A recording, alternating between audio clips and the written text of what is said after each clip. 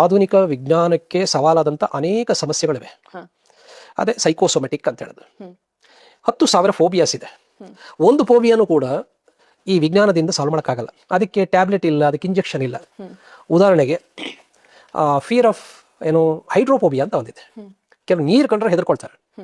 ಇಂಥ ಮಾತ್ರೆ ಹಾಕೋ ನೀನು ನೀರಲ್ಲಿ ಹೋಗ್ತೀಯ, ಆ ಥರ ಮಾತ್ರೆ ಯಾವುದಿಲ್ಲ. ಅದೇ ಥರ ಹೈಡ್ರೋಫೋಬಿಯಾ ಜೊತೆಗೆ ಏರೋಫೋಬಿಯಾ ಅಂತಿದೆ. ಕೆಲವು ಫ್ಲೈಟಲ್ಲಿ ಜರ್ನಿ ಮಾಡೋಕ್ಕಾಗೋದೇ ಇಲ್ಲ. ಕಿಮ್ ಜಾನ್ ಉನ್ ಈಗಿದಾನಲ್ಲ, ಅವನಿಗೂ ಅವನ ಅಪ್ಪನಿಗೂ ಒಂದು ತಾತನ ಮೂವರೆಗೂ ಇತ್ತು ಈ ಫೋಬಿಯಾ.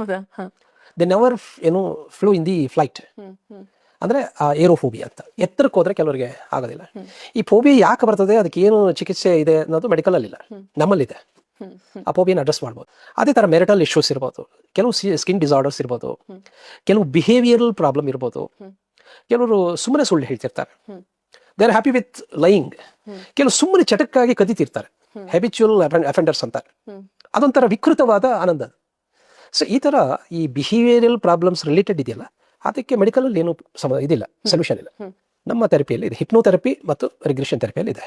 ಈಗ ನಮಗೆ ಕನಸುಗಳು ಯಾಕೆ ಬೀಳುತ್ತೆ, ಮತ್ತೆ ಕೆಲವೊಂದು ಕನಸುಗಳಲ್ಲಿ ನಾವು ಏನೇನೋ ವಿಚಾರಗಳನ್ನ ನೋಡ್ತೀವಿ, ಅದೆಲ್ಲ ನಮಗೆ ಪೂರ್ವಜನ್ಮ ಪುನರ್ಜನ್ಮಕ್ಕೆ ಕನೆಕ್ಟೆಡ್. ಬಹಳಷ್ಟು ಜನಕ್ಕೆ ಈ ಕನಸುಗಳ ಬಗ್ಗೆ ಸ್ಪಷ್ಟತೆ ಇಲ್ಲ. ಆಲ್ಫಾ ಸ್ಟೇಟಲ್ಲಿ ಬರ್ತವೆ. ಈ ಕನಸು ಅನ್ನೋದು ಏನು ಅಂತಂದ್ರೆ, ಅದು ಟೈಮ್ ಟ್ರಾವೆಲಿಂಗ್ ಎಕ್ಸ್ಪೀರಿಯನ್ಸ್ ಅಂತ.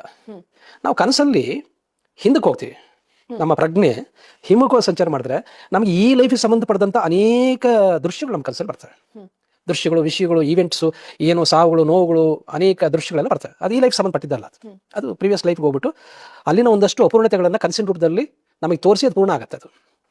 ಅದು ಓಪನ್ ಅಪ್ ಆಗಿ ಅದು ರಿಲೀಸ್ ಆಗುತ್ತೆ. ಕೆಲವು ಸಾರಿ ಅಪರೂಪಕ್ಕೆ ಮುಂದಕ್ಕೆ ಹೋಗುತ್ತೆ ನಮ್ಮ ಪ್ರಜ್ಞೆ.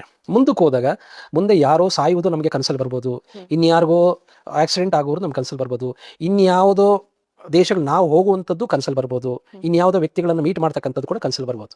ಅಂದರೆ this is called future travel.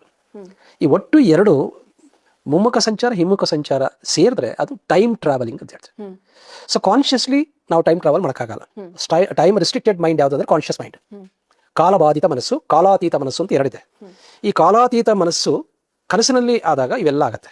ಆದರೆ ನಾವು ಧ್ಯಾನಕ್ಕೆ ಹೋಗಿ ಆ ಕಾಲಾತೀತ ಪಯಣ ಮಾಡಿದಾಗ ನಾವು ಗ್ರಂಥಗಳನ್ನು ಬರೀಬೋದು. ಅದರ ಹೆಸರು ಕಾಲಜ್ಞಾನ ಗ್ರಂಥ.